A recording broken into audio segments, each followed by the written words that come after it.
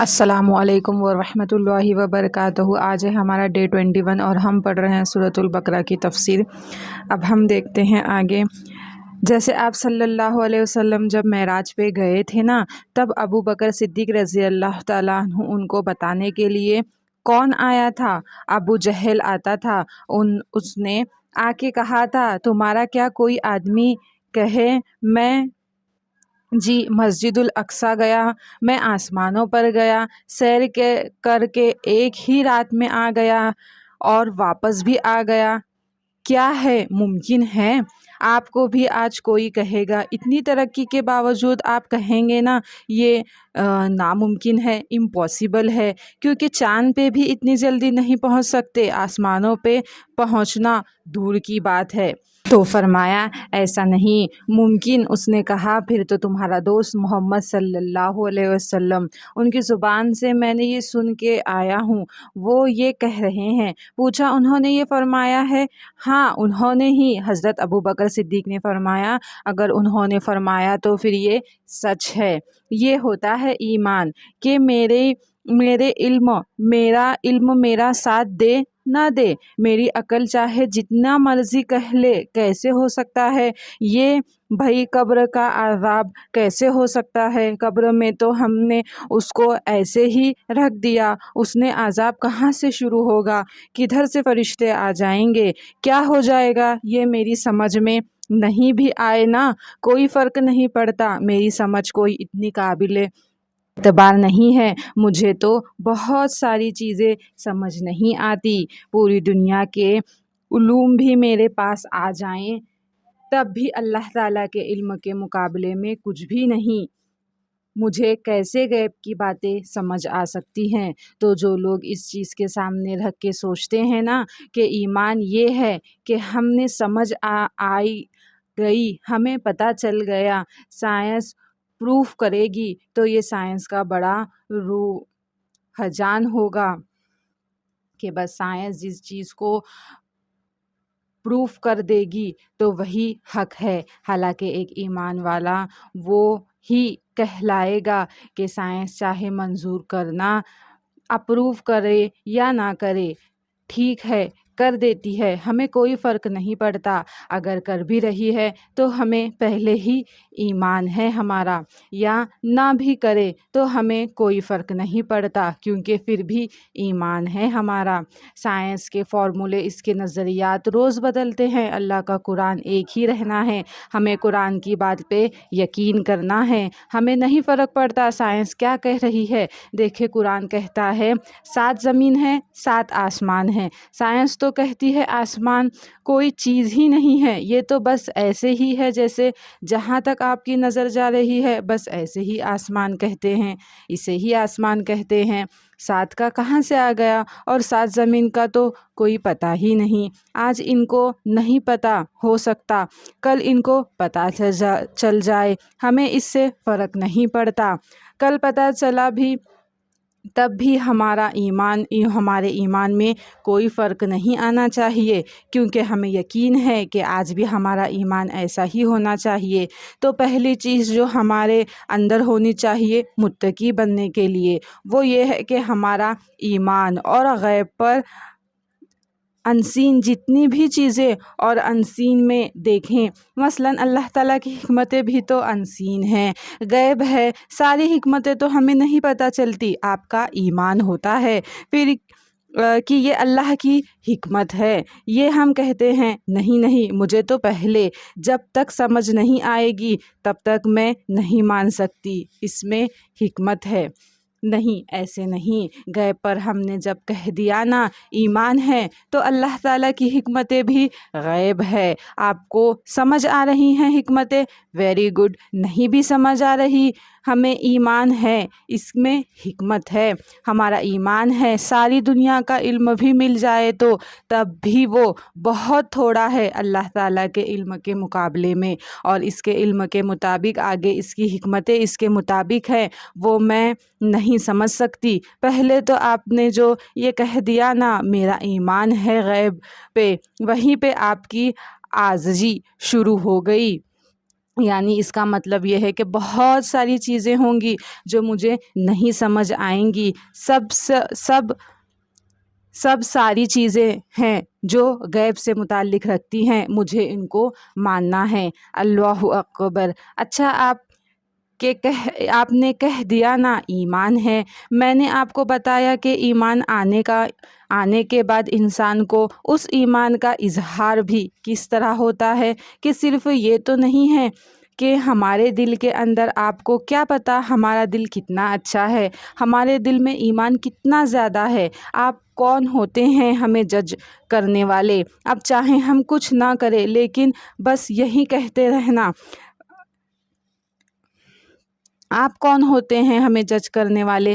نہیں، ایمان واقعی دیکھے۔ اب میں نے آپ کو بات بتائی، اس نے آ کے کہا بندے نے باہر آگ لگی ہوئی ہے۔ اب اگر میں اس کی بات پہ یقین کروں تو کیا ایسے ہی بیٹھی رہوں گی؟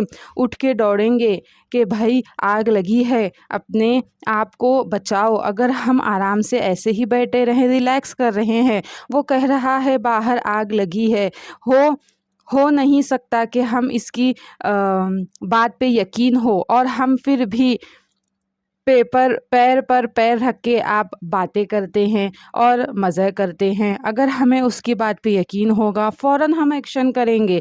ہاں، اس چیز کا ثبوت ہوگا کہ ہم یقین کر رہے ہیں اس کی بات پہ، ہم نے مان لی ہے اس کی بات، اور ہم کہیں مان لی تمہاری بات، اب بس کرو اور بیٹھے رہیں ویسے ہی، تو اس کا مطلب واقعی ہم نے مانی نہیں ہے، صرف منہ کی بات ہے۔ اسی طرح لازمی نتیجہ ہے جب انسان مانا جاتا ہے کہ ایک اللہ کی ذات ہے، فرشتے ہیں، آخرت کا دن ہے، رسولوں نے اپنی بات صحیح کی ہے، رسول آئے ہیں، انہوں نے پیغام صحیح دیا ہے، کتاب حق ہے، یہ سب حق ہے، میں نے سب مان لیا، تو کیسے ہو سکتا ہے کہ پھر بھی انسان بیٹھے رہے؟ پھر تو انسان اٹھے گا اور وَيُقِيمُونَ الصَّلَاةَ قائم کرتے ہیں وہ نماز کو، وہ ایسے بیٹھے نہیں رہتے۔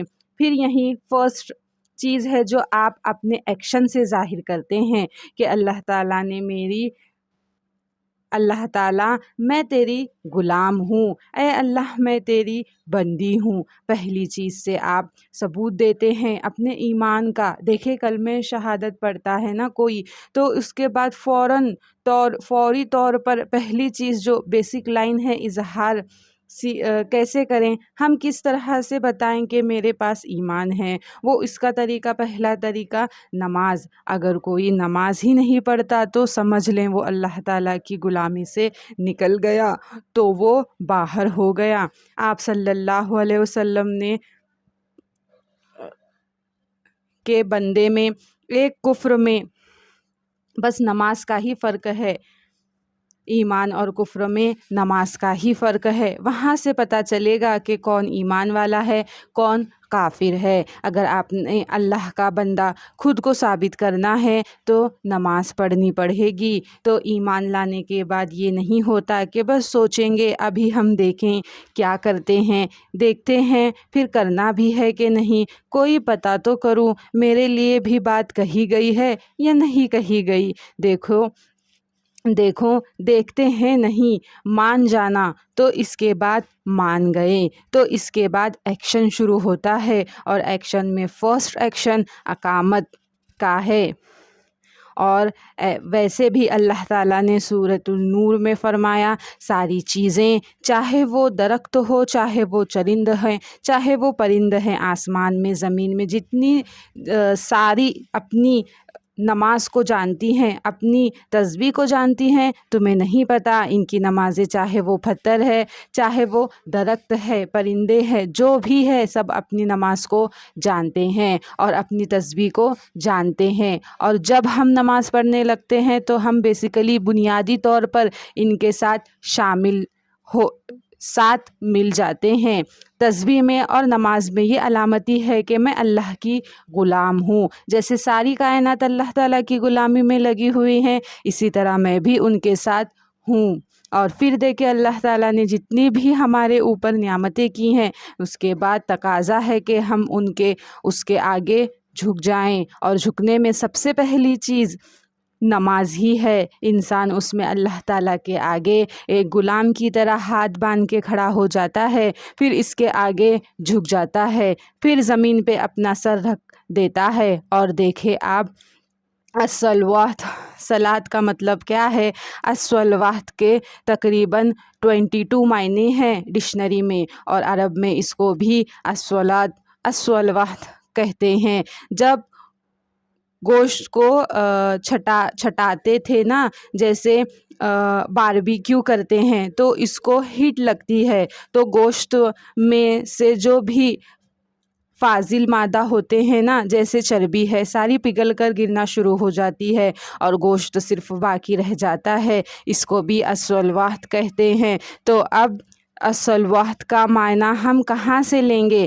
دعا بھی معنی ہے اس کا، اور بھی معنی ہیں، تو کیا ہم ڈکشنری کھول کے بیٹھ جائیں گے الصلوات کا معنی کیا ہے؟ کیونکہ ایک کافر ایسا تھا جنہوں نے یہ کہا کہ ہم تو نہیں نماز پڑھتے، یہ نماز کیا ہوتی ہے؟ بس الصلوات کا مطلب دعا ہوتا ہے، ہم بس دعا کریں گے، ہو گئی ہماری الصلوات۔ تو کہیں کیسے پتہ چلے گا کہ الصلوات کا جو یہاں پہ قرآن میں کہیں ہے وہ ہم ڈکشنری کھول کے بیٹھیں؟ دیکھیں، جب آپ باربیکیو کرنا شروع کر دے اور کہیں میں تو الصلوات ہی کر رہی ہوں، کیسے پتہ چلے گا؟ دعا مانگنا شروع کر دے میں تو الصلوات کر رہی ہوں۔ اسی وجہ سے اللہ تعالیٰ نے نبی صلی اللہ علیہ وسلم کو بھیجا کہ وہ قرآن کا معنی انسانیت تک پہنچا دے، کھول کے بیان کر دیں، کہ آپ نے نہیں کرنا کہ ہم بیٹھ کے سوچے کہ اچھا اس کا معنی کیا بنے گا، ہم کیا دیکھیں گے قرآن کو سمجھنے کے لیے۔ آپ صلی اللہ علیہ وسلم کیسے سمجھایا، کیسے بتایا؟ ورنہ یہ تو قرآن کسی پہاڑ پہ رکھ دیا جاتا، جاؤ جا کے لے لو اور کھول کے دیکھ لیا کرو۔ اور عربوں کو تو ویسے ہی معنی آتے تھے، تو یہ نہیں، ہم نے دیکھنا ہے، ہم نے آپ صلی اللہ علیہ وسلم کو دیکھنا ہے کہ انہوں نے کیسے اس کے اوپر عمل کیا، پریکٹس کر کے دکھایا، اور اس کا کیا معنی ہمیں سمجھایا۔ آپ نے فرمایا ویسے نماز پڑھو، جیسے مجھے نماز پڑھتے ہوئے دیکھتے ہو، ویسے الصلوات قائم کرو۔ اور ہمیں آپ نے قرآن کریم میں ہر جگہ نماز کا ذکر دیکھیں گے، لیکن کہیں پہ آپ کے نماز پڑھتے قائم کرتے ہیں۔ نماز قائم کرنا اور پڑھنے میں فرق ہے۔ قائم کرنے میں مطلب ہے کہ نماز کو اس کی تمام شرائط کے ساتھ، نماز کو اس کے تمام حقوق کے ساتھ، آداب کے ساتھ ادا کیا جائے۔ یعنی اس کا کیا مطلب ہے؟ جب نماز پڑھ رہے ہیں تو سب سے پہلے تو یہ کہ اس میں کوئی ریاکاری نہ ہو، اللہ تعالیٰ کے آگے کھڑے ہوں تو توجہ اللہ تعالیٰ کی طرف ہو، اور یہ پتہ ہو کہ میں کس ہستی کے آگے کھڑا ہوں، یہ ڈر ہو کہ میں کتنی رب العالمین کے سامنے کھڑا ہوں۔ پھر وقت کی بھی پابندی ہو، نماز اپنے ٹائم کے مطابق پہ نہیں ہے کہ پوری دن کی نماز لیں۔ اب ہم جاب پہ ہوتے ہیں، 5 ٹائم کی نمازیں جمع کر کے ایک ساتھ پڑھ لیں، ہمیں تو اتنے سارے کام ہیں، جب فارغ ہوں گے تب پڑھ لیں گے۔ نماز کون سی بھاگی جا رہی ہے؟ یعنی کاموں کا ہماری دیر ہو جائے، نماز کون سی چلی جائے گی، اس کا ہمیں کوئی پرواہ نہیں۔ آخری وقت ہوگا تب پڑھیں گے، نہیں تو قضا بھی ہو جائے تو کوئی بات نہیں۔ یہ نہیں اقامت الصلاح ہوتی تو 2 چھوڑ دی، پھر 1 پڑھی، پھر 1 چھوڑ دی، اس طرح سے نہیں۔ دن میں کبھی 4 پڑھ لیں، کبھی 3 پڑھ لی، جیسے دل کیا پڑھ لیں، 1 آدھ رہ بھی گئی تو کوئی بات نہیں۔ حفاظت کر لو نماز کی ایسی حفاظت کرے جیسے آپ اپنی قیمتی چیزوں کی حفاظت کرتے ہیں۔ ہائے کہیں میری نماز نکل نہ جائے۔ کون سے نمازی کے لیے جہنم ہے؟ وہ نمازی جو 1 پڑھتے ہیں 1 چھوڑ دیتے ہیں۔ یہ نہیں کہا گیا بے نمازی کے لیے جہنم ہے۔ یہ دیکھے بے نمازی کا جو انجام ہوگا وہ تو پتہ نہیں کیا ہے، جو اتنی سخت جہنم کی وادی ہے، وعید جو اتنی سخت جہنم کی وادی ہے جو ان کے لیے جو نماز پڑھنے والے ہیں لیکن نماز کو قائم نہیں کرتے۔ اسی طرح وضو کے شرائط پورے کرے، اپنی طہارت کے شرائط پورے کرے، ظاہر اور باطن دونوں کے اندر نمازوں کے آداب کا خیال رکھا جائے۔ پھر مرد کوشش کرے کہ باجماعت نماز پڑھے۔ یہ سب نماز کے احکامات میں ہیں۔ اور آپ صلی اللہ علیہ وسلم نے فرمایا، حدیث ہے، یعنی تم جل رہے ہو، گناہوں میں جل رہے ہو، اور پھر نماز کا وقت آ جاتا ہے اور فجر کی نماز کا وقت آتا ہے تو اس کو جب انسان پڑھ لیتا ہے تو وہ پھر انسان کے گناہوں کو جو بھٹی ہوتی ہے اس کو ٹھنڈا کر دیتی ہے، بجھا دیتی ہے۔ پھر فرمایا کہ دوبارہ پھر گناہوں میں تم پڑ جاتے ہو، فجر پڑھی پھر گناہوں میں پڑ گئے، کہیں انسان ہاتھوں کے گناہ، زبان کے، پیروں کے گناہ کر رہا ہوتا ہے اور پھر گناہوں میں پڑ رہے ہیں، اور پھر ظہر کا وقت آتا ہے تو پھر انسان اپنے گناہوں کی آگ کو بجھا دیتا ہے۔ پھر فرمایا پھر تمہارا یہ حال ہوتا ہے، پھر تم گناہوں کی بھٹی میں جلنے لگتے ہو اور پھر عصر کا وقت آ جاتا ہے۔ اس طرح کرتے کرتے آپ نے فرمایا اس طرح کے بعد عشاء کا وقت آ جاتا ہے۔ عشاء کا وقت آ جاتا ہے تو پھر تم اپنے عشاء کی نماز پڑھتے ہیں تو اپنے گناہوں کو دھو ڈالتے ہو، اور پھر فرمایا پھر تم سو جاتے ہو، یعنی پھر سو جاتا ہے انسان سوتے ہوئے کا تو نہیں اپنے گناہوں کی آگ جلا رہا ہے نا، تو وہ سوتے ہیں کہ عشاء کی نماز کے بعد جو اس کے بعد پھر کچھ نہ کچھ کر رہے ہیں۔ ابھی تو پارٹی ٹائم شروع ہوا ہے اور عشاء پڑھ کے پھر پارٹیز پر چلے جاتے ہیں، پھر وہ پارٹی ٹائم رہتا ہے، پھر صبح تک یا پھر سو جاتے ہیں۔ اس کے بعد تو جو جلائی پھر اس کے بعد آگ اس کو کون بجھائے گا، پھر اسی میں موت آ گئی تو کیا ہوگا۔ استغفر اللہ۔ ہم اپنے سبق کو آگے کل کنٹینیو کریں گے۔ السلام علیکم ورحمۃ اللہ وبرکاتہ۔